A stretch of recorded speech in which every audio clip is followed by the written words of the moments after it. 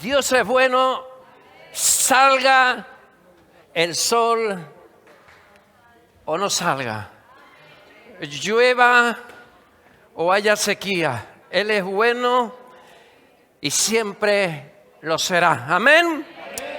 Él merece toda la gloria y toda la honra. Aleluya, aleluya. Alguno estará pensando, hoy viene Benja emocionado por la reciente abuelicidad, y sinceramente no tiene nada que ver mi alegría, lo cual no significa que no me haga feliz tener un nieto tan guapo. Tenemos también a Rebeca, que es preciosa. Gloria a Dios, qué bueno que Él nos concede hijos y nos trae descendencia de generación en generación.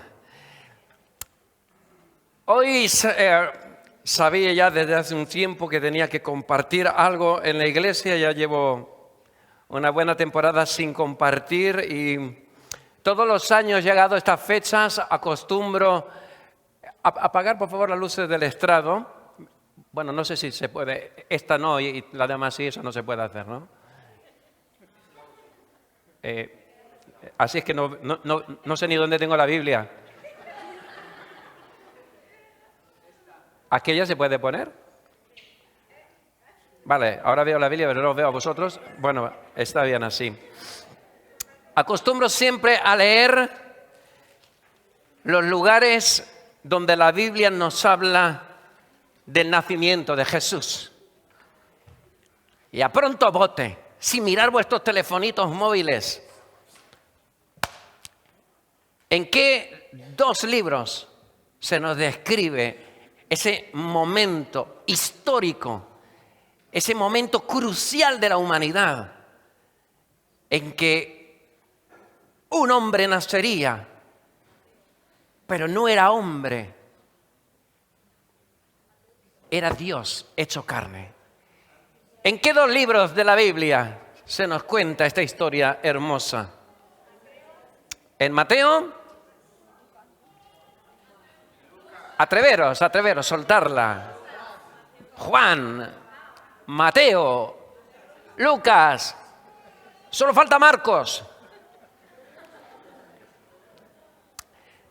Solo se nos habla del nacimiento de Jesús en dos libros, en Mateo y en Lucas. ¿Y en cuál de los dos libros la descripción es más abundante? Por pura lógica, el Evangelio de Lucas lo escribe un señor y desde la palabra número 1 de este Evangelio, como de toda la Biblia, tiene detalles que no debemos de pasar por alto ni un segundo. Es importante conocer no solo la Biblia, sino los personajes, quiénes eran, dónde nacieron, qué hacían, porque de alguna forma nos va a dar indicativos de la complejidad o de la situación que se está viviendo. Y sabéis que mientras Mateo era ¿qué? De oficio. Muy bien, ladrón, cobrador de impuestos, de Hacienda, ladrón, dicho rápidamente. Lucas era un historiador, médico también, pero historiador. Y las primeras palabras indican que él es un historiador. Y le está escribiendo a un señor, posiblemente creyente, o con una, no sé cómo decirlo, o así entre creyente e inconverso, Teófilo. Teófilo no sabemos nada, pero dice que para que conozca bien la verdad de las cosas en las cuales ha sido instruido. Si fue instruido, este hombre o era creyente o estaba muy cerca de serlo. Pero Lucas da un detalle muy importante y es que él iba a recopilar la historia de Jesús. Él no fue un testigo presencial de la vida de Jesús, pero toma una determinación de hacer un trabajo para enviarle a este Teófilo los detalles cruciales que no van a aparecer en otros evangelios. Y dice en el versículo 2, tal como nos lo enseñaron los que desde el principio lo vieron con sus ojos y fueron ministros de la palabra. Así que Lucas es un historiador, un recopilador, pero recopila de cualquier fuente. Muy importante cuando tú estudias saber de dónde provienen las fuentes. Si es una primera fuente, si es de primera magnitud, o si es un señor que le contaron y el que le contó de lo que le contó otro y el otro había ya escuchado de otro. No, Lucas va a hacer una recopilación con personas que vivieron con Jesús. Así que Lucas se dedica a hacer una investigación. Fíjate, dice, me ha parecido también a mí, después de haber investigado con diligencia todas las cosas desde su origen, escribiéndolas por orden. Este es el único evangelio que tiene esas características. Esto no quiere decir que sea mejor ni peor. Cada evangelio fue dirigido a un público, hay una personalidad detrás de las palabras y revelan hechos, situaciones que otros no son capaces de alcanzar esa profundidad. En este caso, el evangelio de San Lucas se dedica más que ningún otro evangelista a hablarnos de qué pasó en el siglo I a la llegada de un Mesías prometido, de un libertador, conocido desde tiempos de David. Vendría alguien de la estirpe del rey David, que sería libertador de su pueblo. Y por eso pensaban que estaba viniendo un Josué, que además es el mismo nombre, Josué. Iba a ser ese libertador que llevaría a Israel, en el caso de Josué, a la gran Canaán, a esa tierra prometida. Pues ahora iba a venir otro Yeshua que iba a traer salvación. Y me gustaría, vamos a nombrar a alguien conocido en esta iglesia, muy conocido, el ángel Gabriel. El ángel Gabriel tuvo una misión tremenda en la historia de la humanidad. Este hombre se le aparece, todo cuanto estoy contando lo puedes leer en los 2 primeros capítulos de Lucas, para que veas que no me estoy inventando todavía nada.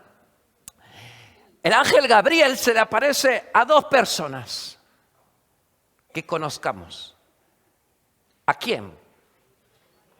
Estoy por la labor de que participéis conmigo en la predicación, que prediquemos juntos hoy. A María y José. A Zacarías. ¿Quién dice más? ¿A quién más le habló Gabriel? Igual a alguno de vosotros también se le ha parecido y le ha hablado. Se le va a Jaja y Margarita. Por supuesto.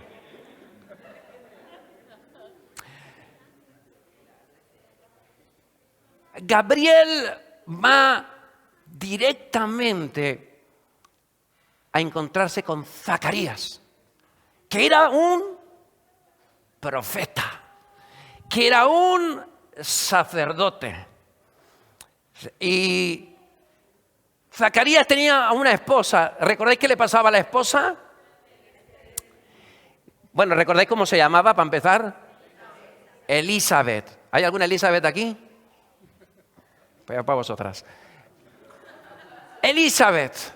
Y Elizabeth era estéril, no podía tener hijos de ninguna de las formas. Y la visitación del ángel Gabriel llega cuando Zacarías y Elizabeth eran como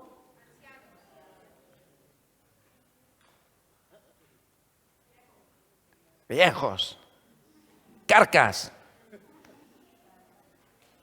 calcamonías puras. gente mayor. Y Zacarías y Elizabeth, ¿sabéis dónde vivían? En un pueblecito de Judea. Y lo que estaba haciendo Zacarías era llevando adelante el ministerio del sacerdocio. Cuando se encuentra con este angelito, Gabriel para algunos, y el ángel le dice que su mujer daría a luz. Él dice, pero bueno, si ya sabéis que cuando los hombres somos mayores, el aparato sexual ya no funciona como debiera, y él piensa, si yo sé cómo estoy. Y mi mujer está ya con la menopausia desde hace 40 años. Y me tiene el ventilador todas las noches puestas ahí a la cara. Y el ángel le dice, aún así concebirá tu mujer.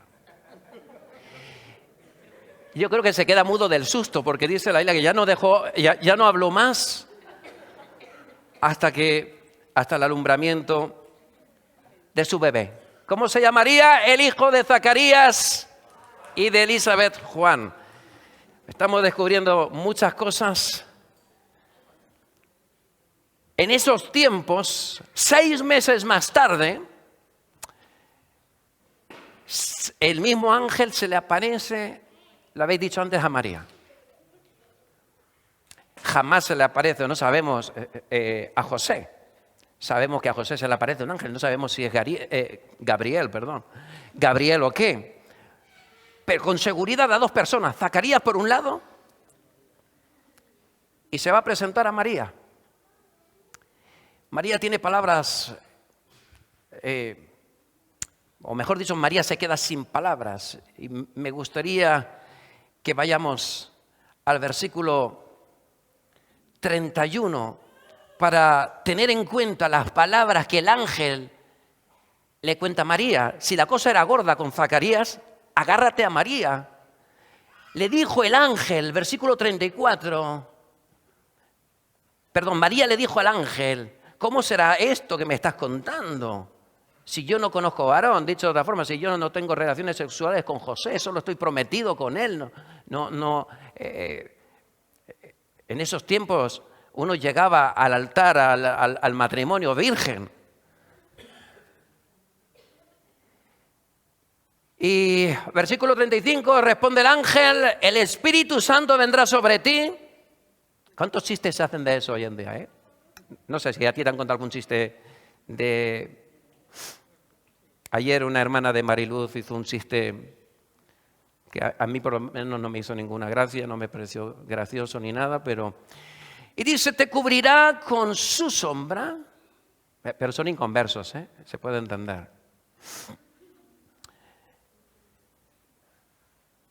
Por lo cual también el santo ser, y quiero remarcar santo ser, no era un ser humano, era un ser especial. Fue humano al 100%, pero era Dios al 100%. No me pidas que te explique esto porque ni yo lo sé cómo se hace eso, pero era Dios hecho hombre. A eso se le llama encarnación. Dios se viste de humanidad. El santo ser que nacerá será llamado Hijo de Dios. Versículo 36. Y he aquí tu pariente Elizabeth, ella también ha concebido hijo en su vejez. Y este es el 6º mes para ella, la que llamaban la estéril. Y remarco, la que llamaban la estéril, la que no daba hijos, la que no tenía esperanza, la que la conocía todo el mundo, no por ser llamada Elizabeth, sino por su desgracia. La que ya había perdido toda esperanza de recuperar un poquito su honor. Dice, porque versículo 37 es un versículo que todos deberíamos de meter en nuestro cerebro. Porque nada hay imposible para Dios. Amén. Qué poco queremos esto aunque digamos amén. A Dios no le engañamos. Menos mal que no es la Santa Cena, alguno dice amén. Entonces María dijo, he aquí la sierva del Señor, hágase conmigo conforme a tu palabra. Y el ángel se fue. El versículo 43 dice, ¿por qué se me concede esto a mí? Que la madre de mi Señor, acaba de hacer María 140 kilómetros de distancia, viaja a los montes del norte para ir a ver a su primita Elizabeth. Hay que tener ganas. Se va a ver a Elizabeth y se queda con ella por casi 3 meses, cuando ella ya vuelve otra vez. Y en ese encuentro con Elizabeth, ¿sabes lo que le hizo moverse? Sabiendo que estaba embarazada del Espíritu Santo, con las molestias típicas que todas las mujeres habéis pasado en ese tiempo, solo lo puede hacer o lo puede producir un sueño divino. Hay algo que María no entiende. María, por primera vez, no comprendiendo siquiera por qué Dios se había fijado en ella, dice, hay algo allí en esas montañas. Algo me tiene que pasar, algo tiene que ocurrir.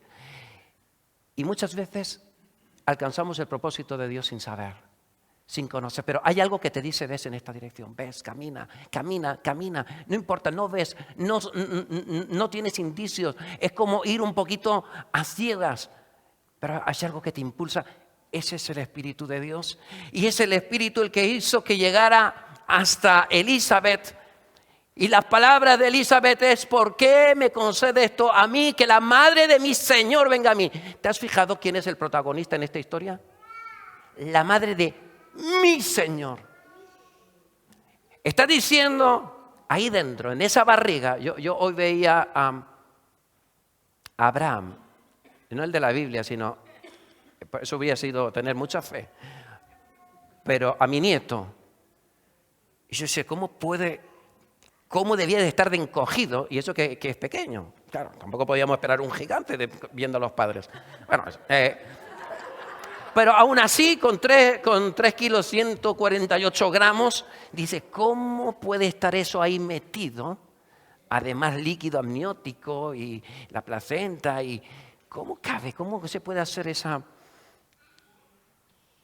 Y me pregunto, ¿cómo Dios podía estar en esa barriga? Dios, el Rey de Reyes, el que con el poder de su palabra creó los cielos y la tierra, metido en una barriga de una muchachita de 15 años. Dios ahí dentro. Y dice, qué privilegio tengo de tener a la madre de mi Señor. No le interesa tanto María, por más que sea venerada, adorada y se diga que es corredentora y todas las barbaridades que la Iglesia Católica dice y cuenta. Pero la Biblia deja siempre a María en un segundo plano y Jesús es el protagonista. Porque solo hay salvación en Jesús. Porque no hay otro nombre bajo el cielo dado a los hombres en quien podamos ser salvos, dice la Biblia. Porque tan pronto como llegó la voz de tu salutación, de tu saludo a mis oídos, la criatura saltó de alegría en mi vientre. Y en esta tarde, a lo mejor has pensado que querías centrarme en el protagonista por excelencia, Jesús. Pues no, hoy quiero hablarte del hijo de Zacarías y Elizabeth. Porque creo que en el fondo tú y yo somos Juan. Tú y yo somos llamados a adoptar la personalidad de Juan, a comportarnos como Juan, a ser el Juan del siglo XXI, a despojarnos de toda gloria. Estábamos adorando en uno de los últimos días antes del programa de Navidad y me vino ese salmo, a Loida también, salmo, no me acuerdo cuál, pero el salmo decía, no a nosotros, por lo menos sé lo que dice, que es lo más importante, no a nosotros, oh Jehová, sino a tu nombre da gloria. ¿Saben? Nada importa. Y Juan era una de esas personas que sabía que en esta vida nada importaba si no era su primito, más joven. No le importaba que fuera más joven. Le pasaba como a la madre. Yo no sé si había una transmisión. Estoy convencido que sí hay transmisión espiritual de padres a hijos, tanto positivas como negativas, incluido la obra demoníaca.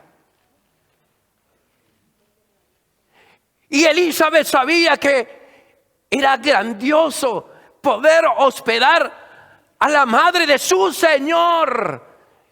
No me preguntes cómo había recibido ese plan de salvación Elizabeth. ¿Cómo Elizabeth podía saber que en Jesús encontraría ella salvación? Pero lo reconoce como su Señor. Hay cosas que la Biblia no nos cuenta. No lo sabemos, pero son como son, porque lo dice la palabra de Dios. Y la palabra de Dios nos dice que Juan tenía bien claro a qué había venido. Y me gustaría centrarme en eso.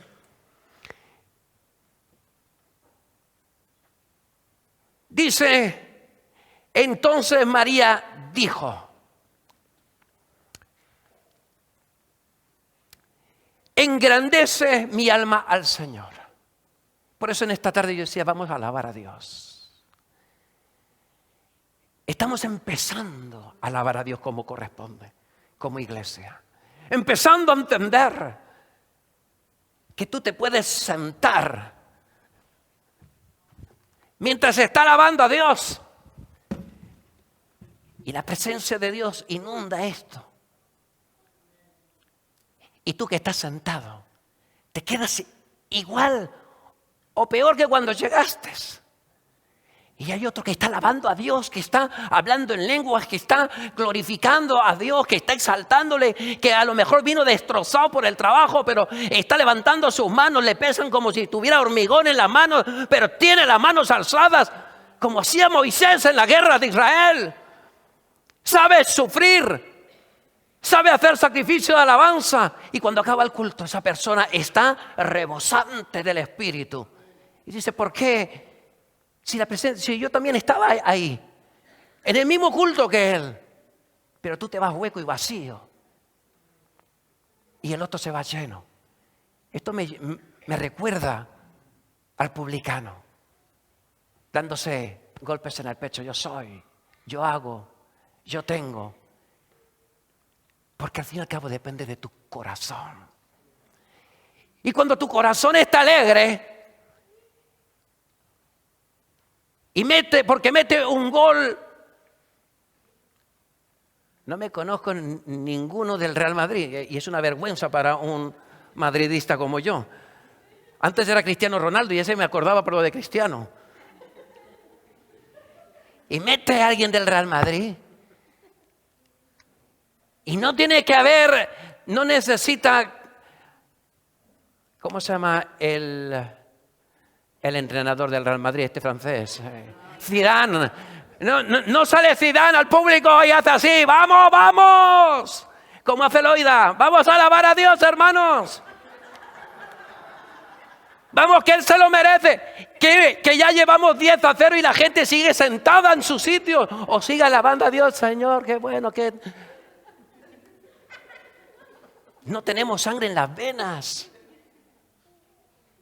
Ocurrió algo hace 2000 años. Dentro de 3 días estaremos celebrando el acontecimiento más grande de la historia de la humanidad. Aunque algunos se emborrachen y lo utilicen, donde abundó el pecado, sobreabunda la gracia. Que sí, que me puedes decir que esto era una fiesta pagana. Claro, como tantas. Pero los cristianos la vamos a celebrar a lo grande. Porque sabemos que Cristo nació. No sabemos si el 25 de diciembre, pero que Cristo nació lo sabemos porque lo vivimos. Y vamos 10-0. Y esto está ganado. Pero Satanás es como esto de Madrid, que iban perdiendo 10-0, el Alcoyano, que iba perdiendo 10-0 y pedían una prórroga para empatar el partido. Iban 10-0. Pues así es Satanás, él sigue. Espérate que todavía te pillo. María María no sabe, no entiende, pero sabe que lo que está aquí dentro le pasa como Elizabeth a su prima. Sabe que es Dios. Y además sabe una cosa inequívoca. No hubo relación sexual. Eso lo sabe ella mejor que nadie. En aquellos tiempos no te metían droga en la bebida y te violaban, como ahora. A veces. María sabía que algo, a la llegada del ángel, Ainhoa y Esther me decían que primero se siente como si fuera una ranita, una lagartijilla por ahí dentro. María tenía que tener eso que tú como mujer sabes que os pasa cuando estáis embarazadas. Había algo ahí. Y yo no he tenido relaciones sexuales. Y era una mujer que era una judía. Conocía los tiempos proféticos. La visita del ángel Gabriel no era cualquier cosa. Yo no sé si esta mujer sabía la jerarquía, conocía la jerarquía espiritual, pero sabía que lo que había pasado tenía trascendencia eterna para su propia vida. Y dice, engrandece mi alma al Señor, y me recuerda a David. Y mi espíritu se regocija ¿en quién? En Dios mi Salvador, porque ha mirado la bajeza de su sierva. Pues he aquí, desde ahora me dirán bienaventurada, porque me ha hecho grandes cosas el poderoso. Santo es su nombre, y su misericordia de generación en generación a los que le temen. ¿Sabes? Encuentras razones para alabar a Dios, porque si no eres un desagradecido. Aquí en España dicen que ser desagradecido es de malnacido. No sé si queda muy fuerte, muy feo en algún otro país, pero es así de fuerte. Yo creo que es así de real. No tener motivos es porque tú no has entendido de qué te ha salvado Dios. Si tú no tienes palabras que decirle a Dios, es porque quizás no ha habido una transformación en tu alma. Si tú no tienes formas de expresarte delante de Dios, alabando su nombre, posiblemente es que no entiendes de cuánto te ha perdonado, cuánto ha sido tu maldad, tu pecado, y cómo la sangre de Jesús ha limpiado tu veredicto de culpabilidad. Y todas las palabras de María son de alabanza hasta el versículo 55. Y dice en el 56, y se quedó María con ella como 3 meses, después se volvió a su casa. Y me gustaría hacer un salto al versículo 76, porque ahora vienen las palabras que conectan con las de María. María es una mujer que ensalza a Dios.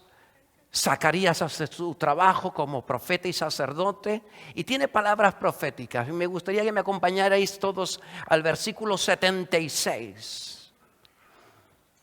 Y después de hablar en esa conexión como no sé si tuvieron tiempo en esos 3 meses de hablar María y Zacarías, pero después de alabar a Dios, de hablar de su salvación, de hablar de la misericordia de Dios, de recordar tiempos pasados, estamos hablando de la conquista de Canaán. Después de recorrer la historia, el profeta Zacarías llega al tiempo presente y dice, ¿y tú, niño? ¿Sabes de qué niño hablaba? De Juan. Quizás está hablando de ti, más que de Juan. Y tú, niño profeta del Altísimo, serás llamado, porque irás delante de la presencia del Señor para preparar sus caminos. Versículo 77, para dar conocimiento de salvación a su pueblo. ¿Para qué más estaba Juan? Para dar luz a los que habitan en. ¿Para qué estaba Juan? Versículo 79, para dar luz. Luz. Si algo resalta ese momento de la historia es la luz. En un montón de citas de la palabra de Dios encontramos que ahí comenzó una verdadera luz, una luz que iluminaba los corazones, una luz que sacaba al pueblo de la oscuridad en la que vivían, de sus pecados. Y dice, para dar luz a los que habitan en tinieblas y en sombra de muerte, para encaminar nuestros pies por caminos de paz. ¿Qué es para encaminar nuestros pies en caminos de paz? No es para que nos convirtamos en activistas de estos grupos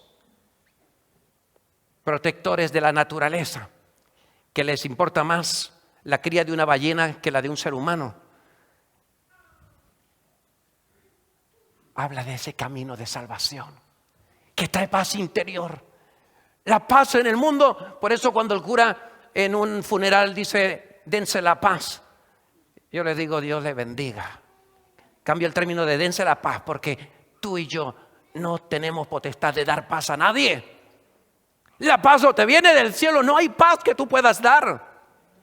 Juan entendió su llamado. ¿Sabes cuánto duró el ministerio de Juan? ¿Te acuerdas? 6 meses. Y fue decapitado. Pero durante 6 meses hizo exactamente lo que fue llamado a hacer.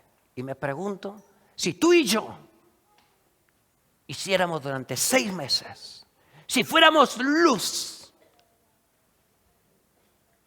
¿cuánto cambiaría nuestro entorno? ¿Cuánto cambiaría nuestra ciudad? Si todos los cristianos fuéramos luz, alumbráramos una pequeña llama, ¿cuánto cambiaría nuestro continente, nuestro mundo? Mateo 5:16 nos dice: así alumbre vuestra luz delante de los hombres, para que vean vuestras, ¿qué? Obras. No somos salvos por obras, pero de la abundancia del corazón habla la boca. De lo que hay en el corazón es lo que tú haces. Es cómo te comportas con la gente. Para que vean vuestras buenas obras y glorifiquen a vuestro Padre que está en los cielos. Y quiero seguir un poquito en ese ambiente. El capítulo 2 se nos habla de ese nacimiento de Jesús. Y vemos a un grupo de pastores. Imagínate. En el pueblo de Israel, lo más común, la figura más común que te podías encontrar a las afueras es a ganaderos, a pastores cuidando de sus ovejas. Así que no tiene nada de extraño lo que vamos a ver a partir del versículo 8. Pero quiero decirte que Dios entretejió todo para que en medio de ese censo propuesto por Augusto César, María y José tuvieran que buscar auxilio en un mesón. Y nos dice la Biblia, y una vez más no deja de sorprenderme, dice, y dio a luz a su hijo primogénito, y lo envolvió en pañales y lo acostó en un pesebre porque no había lugar para ellos en el mesón. No había lugar en la ciudad de Belén, pequeña pero bien poblada. Pero no había lugar para el Salvador. Había lugar para cualquiera. Pero Jesús tuvo que nacer ni siquiera en una habitación del mesón.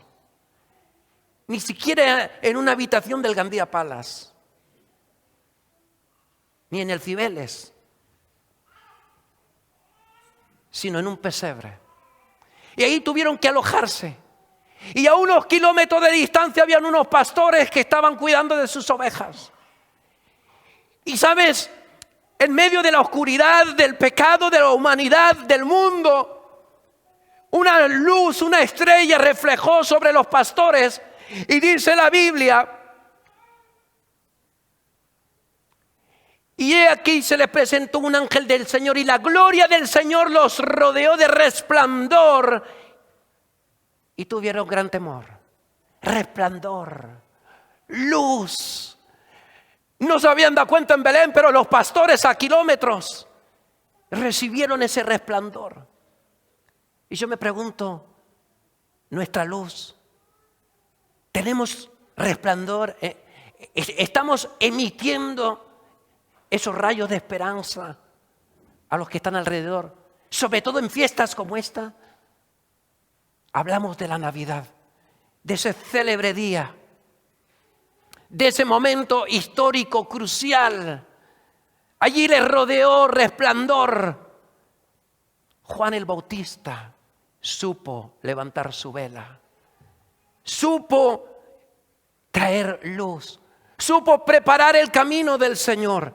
Y yo me pregunto en esta tarde, ¿tú vas a ser de los que hoy van a tomar su vela de compromiso con el Señor, de ser luz, especialmente ahora que vienen Navidades? Dentro de 3 días,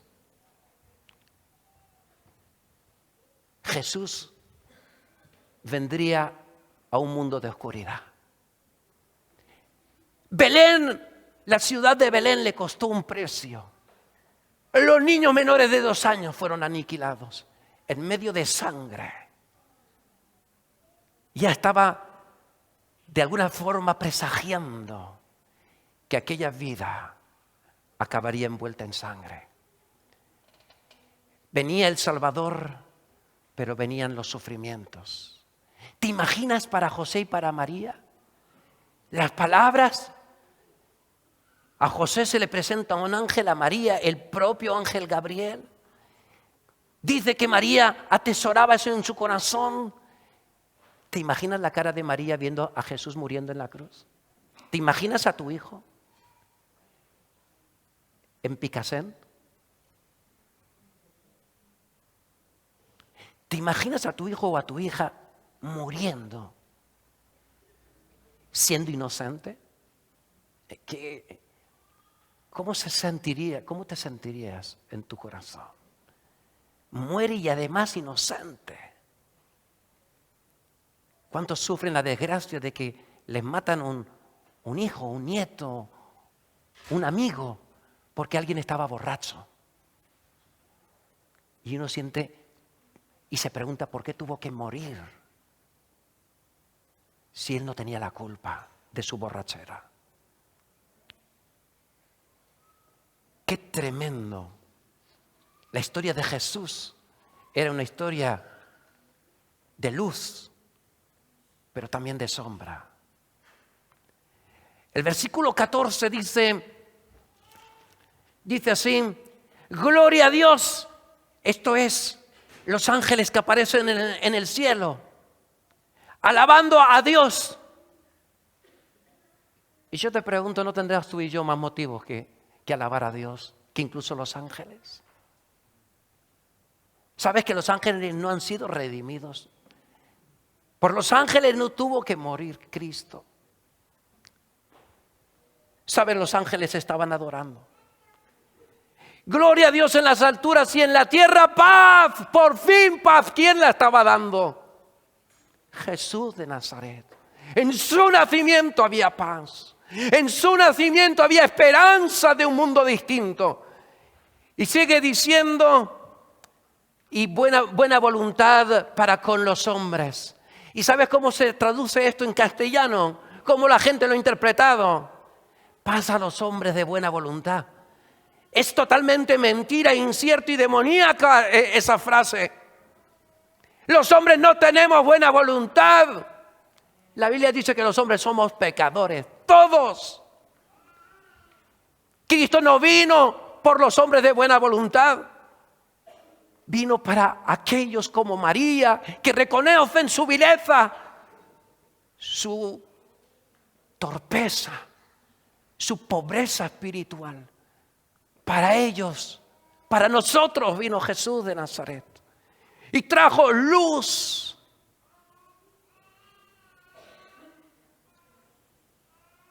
Sucedió que cuando los ángeles se fueron de ellos al cielo, los pastores se dijeron unos a otros: pasemos pues hasta Belén.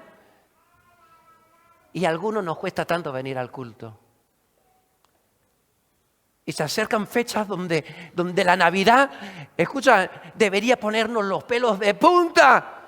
La Navidad nos recuerda que Jesús vino a un mundo perdido y que 2000 años más tarde Él sigue con las manos abiertas y diciéndote: ven a mí. Si estás cargado, cansado, hastiado de la vida, yo soy la solución para ti. Esa es la voz del cielo 2000 años más tarde. Así que estos pastores creyeron, pero no se quedaron con creer. Fueron a Belén. Fueron a ver. Y sabes, dice, y volvieron, versículo 20, los pastores, ¿sabes cómo? Glorificando a Dios. ¿Por qué tenemos que convencer el grupo de alabanza casi al resto de que tenemos que alabar? Escucha, si en el tiempo de alabanza y de adoración el Espíritu Santo se está moviendo, posiblemente de una forma que no lo va a hacer en ningún otro momento. Es tiempo de darlo todo, de conectar con el cielo, de hacer que el cielo baje a la tierra y que podamos disfrutar de la presencia de Dios. Que no sean solo palabras. Dice una canción, algo así: el cielo para mí, eso quería decir, tu presencia es el cielo para mí. Sabía que me lo ibas a decir. Tu presencia es el cielo. Y si no es el cielo, yo te quiero invitar a que hoy empieces a hacerlo para tu vida. Y que lo busques. Que el plan de Dios no cae del cielo. Lo tienes que buscar, lo tienes que anhelar, lo tienes que desear como los dones. Venga, es que yo no hablo en lengua. Tienes que desearlo. Dios te va a dar mucho más sobreabundantemente de lo que pides. Versículo 21 dice que le pusieron por nombre Jesús. ¿Sabes? Jesús significa el Salvador. Ese es el nombre, el significado del nombre de Jesús. Jesús significa el Salvador. Mateo 1:21 dice: y llamarán su nombre Jesús, porque Él salvará a su pueblo de sus pecados. Un par de versículos más tarde, Mateo dice: será llamado Emanuel, que traducido es Dios con nosotros.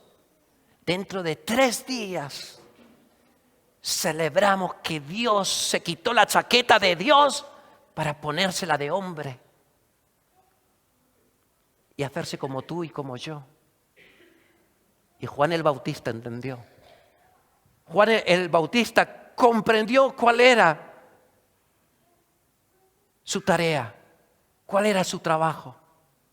Hay una mujer, y voy a terminar con esta historia,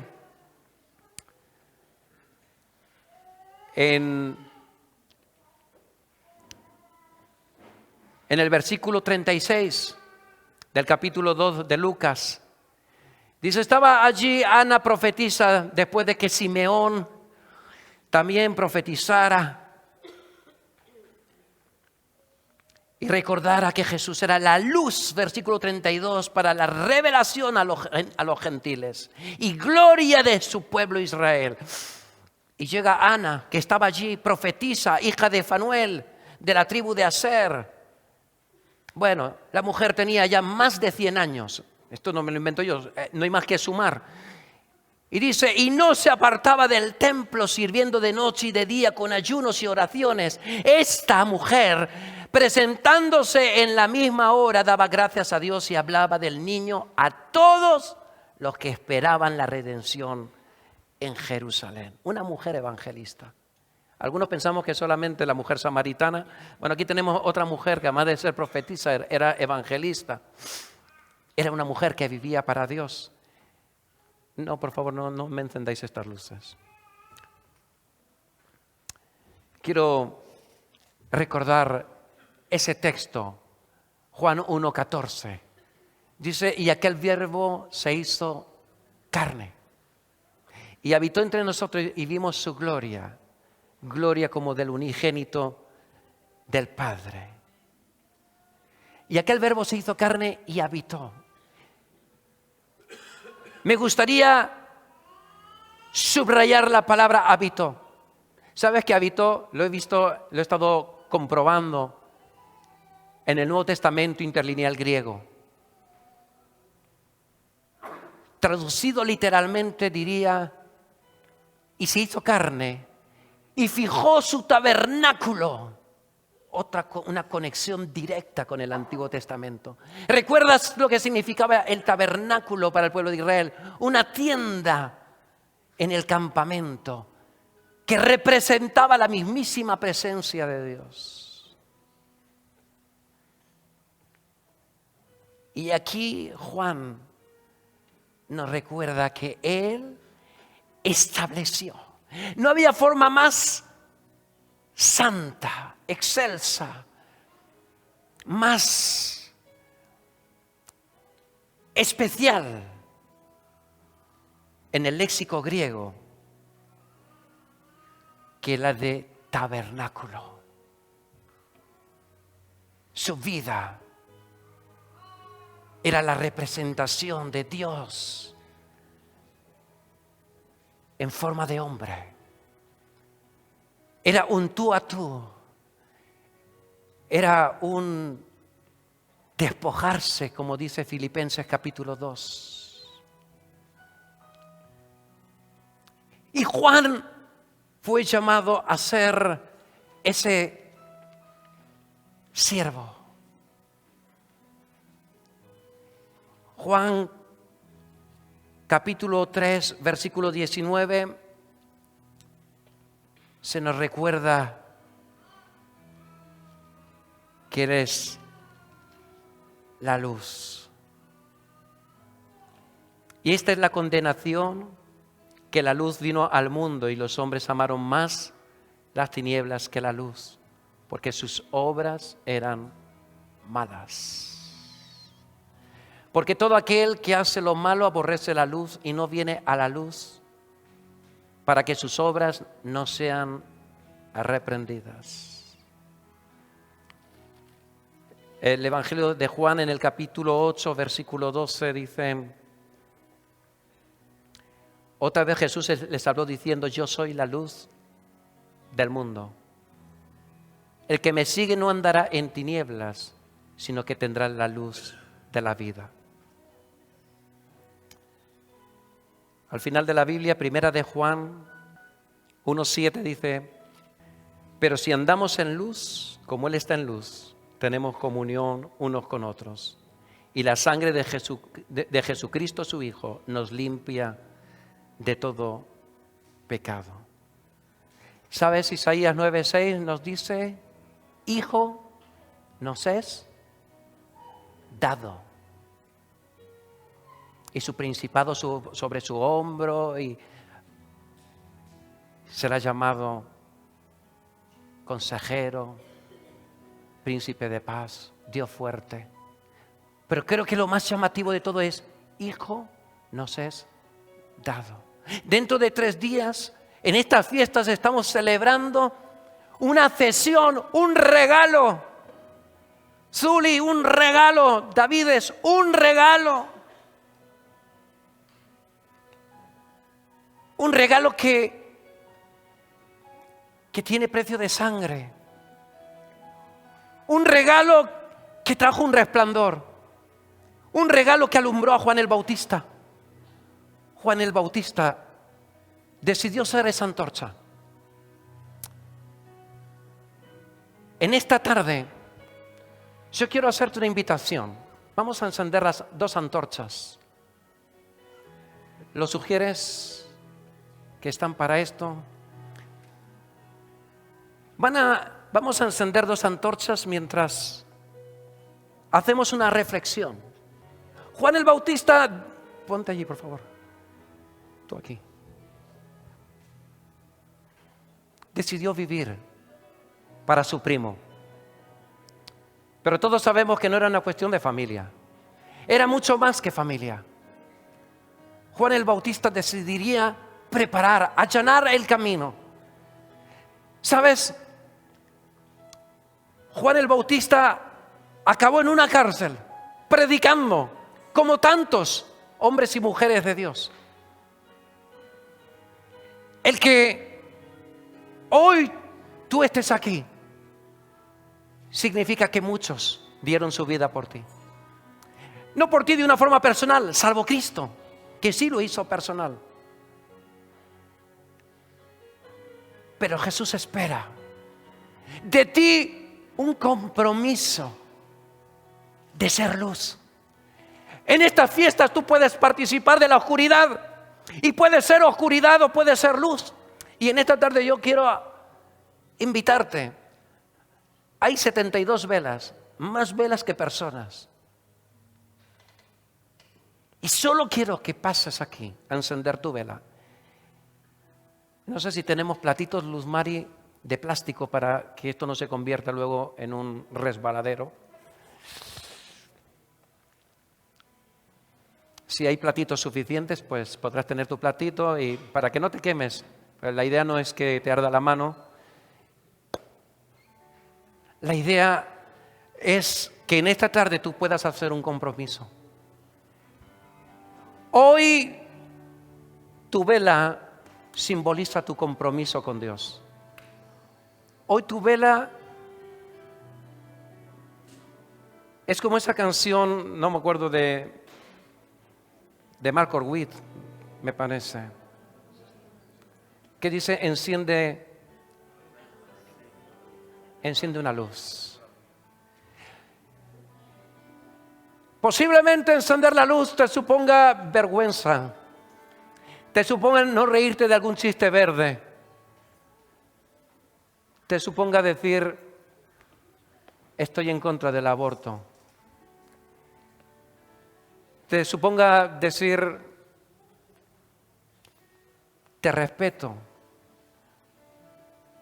pero si naciste hombre, tus genes te delatan, aunque parezcas mujer. Y eso te puede crear muchas enemistades, te puede crear problemas, hasta ir a la cárcel. Pero hoy tú tienes la posibilidad de decirle a Dios: Señor, quiero ser como Juan el Bautista, quiero ser luz. Me comprometo a ser luz. Así que te voy a pedir que no vengas por venir, que no vengas porque esto sea bonito y Samu nos pueda hacer unas fotos y parezcamos la iglesia más espiritual del mundo. Esto no tiene ningún sentido si tú después en las fiestas te vas a comportar como un inconverso. Esto perderá su sentido si tú no estás dispuesto a darlo todo. Esta luz representa que un día Jesús nació y que nosotros queremos pasar. Queremos ser parte de la luz de Dios en este planeta, en esta tierra, en medio de tu familia, sobre todo la inconversa, y que no vas a negociar lo que no es negociable. Venir aquí al altar, aquí delante, y prenderle fuego a esto, va a ser para orar y decirle a Dios: Dios, una vez más, tomo la antorcha de la cruz y te seguiré hasta la muerte, me cueste lo que me cueste. Así que no te preocupes, nadie te va a señalar si no la coges. No debes de venir si no estás convencido, si no has entendido el significado de la vela. En estas fiestas a mí me encantan las luces, me encantan, hay algunos, nosotros fuimos de esos en el pasado.